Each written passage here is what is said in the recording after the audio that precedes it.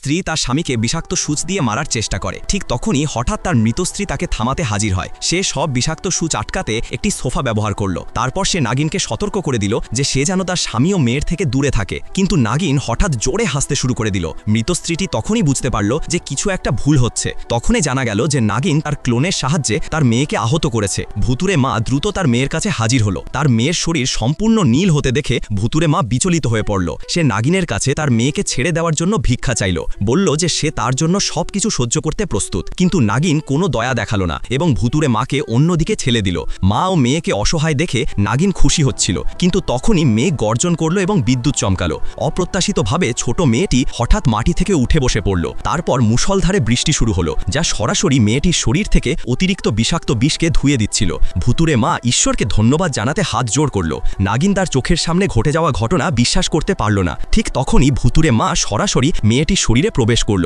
একমাত্র একজন মাই তার মেয়ের জন্য এমন করতে পারে।